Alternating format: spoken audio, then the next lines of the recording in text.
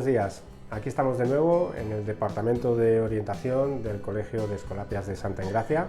Soy César, el psicólogo del cole, y hoy vamos a hablar de otro tema que suele generar tanto a profesores como a familias bastante inquietud, sorpresa y cierto descoloque cuando hablamos de los niños, y es el tema de la mentira, el tema de que los niños mienten, y cuando eso sucede nos deja bastante descolocados.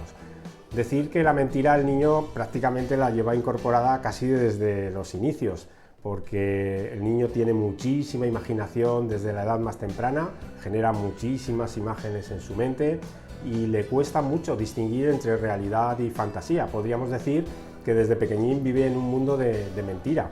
Lo que pasa que esa no es la mentira de la que os voy a hablar. Es la mentira más deliberada, con intención de ocultar o tergiversar algo, y esa se produce más adelante, se suele producir a partir de los 4 o 5 añitos de edad, dependiendo de la madurez del niño. Lo que nos tenemos que preguntar es por qué un niño llega a la mentira. Todos recordamos a veces cuando hemos tenido a los niños pequeños y esa primera vez que nos dicen ese yo no he sido. Ese yo no he sido en realidad es que sus deseos iban en contra de lo que ha sucedido en la realidad y nos están diciendo que les hubiera gustado que eso no hubiera pasado. Ese es el primer germen a veces que encontramos de la mentira, y es ese choque entre lo que uno desea y lo que en realidad pasa. A partir de ahí, nosotros hablamos de 3 componentes a la hora de analizar la mentira en el niño. Están los factores predisponentes, las 3 P's que llamamos: factores predisponentes, los factores precipitantes y los perpetuantes. Os voy a hablar un poquito de cada uno de ellos. Empezamos por los predisponentes. Mirad, hay cierto perfil de niños en su carácter o en su temperamento que suelen ser más tendentes a mentir. Son niños más nerviosos, más sensibles, que les afectan más las cosas y que tienden más a elaborar y a imaginar, no tanto a hacer las cosas. Ese perfil de niño con temperamento nervioso puede estar un poquito más predispuesto. Y otro factor también predisponente es un poco el ambiente educativo que el niño recibe. Normalmente se dice que un ambiente muy rígido, un ambiente muy normativo, basado más en el castigo, suele hacer tender más a la mentira que otro tipo de ambientes educativos. Pero no por esto se suele mentir más. Y ahora vamos a hablar de las otras 2 P's, de los factores precipitantes, que yo pienso que es lo más importante, el hablar de ellos, y luego de cómo actuar ante la mentira para no perpetuarla. Mirad, la mentira tiene varios orígenes y normalmente suelen ser emociones que no se han sabido manejar bien. Se suele mentir por vergüenza, a veces por no querer hacer cosas que uno sabe hacer, pero le da vergüenza hacerlas y dice que no sabe o las evita. A veces también se miente por ignorancia o sobre todo por un sentimiento de inferioridad. El típico caso de que están contando algo sobre viajes y uno se añade un poco a esa conversación y como se siente inferior también imagina o inventa que ha estado de viaje, por ejemplo. Y luego están las típicas mentiras de evitación o de temor, de ver unas consecuencias que no te gustan e intentar que eso no pase mintiendo. También existe la mentira positiva o la mentira social, que es esa que todos amparamos a los niños haciéndoles mentir para no hacer daño a los demás. Por tanto, la mentira, digamos que está muy presente en nuestras vidas, ya sea de una manera positiva o negativa. Lo importante es detectar el porqué, porque luego viene nuestra actuación, y aquí es donde es importante que el niño que ha mentido sepa afrontar esa situación. Cuando el niño es muy pequeño, lo que decíamos anteriormente, no lo podemos tratar como mentira. Sí que le haremos ver al niño que distinguimos que aquello que nos está contando es como un juego y que a veces nos cuenta cosas que están más en su cabecita o en la fantasía.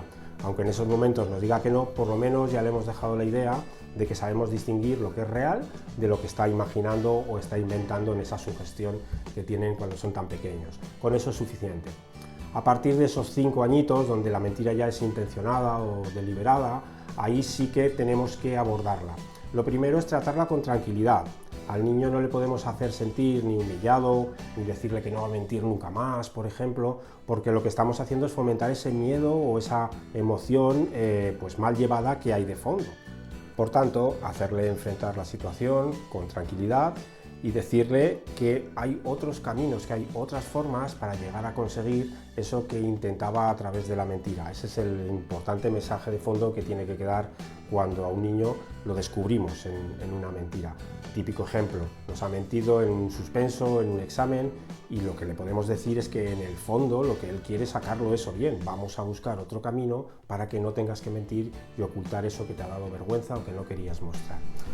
Y fijaros, ya cuando son un poquito más mayores, cuando pasan los 8, 9, 10 años incluso, es conveniente utilizar estas situaciones que se dan sí o sí para reflexionar, para aprender sobre la vida, hacerles hablar un poquito de cuando han mentido, no en ese momento, sino en otras ocasiones, y hacerles pensar.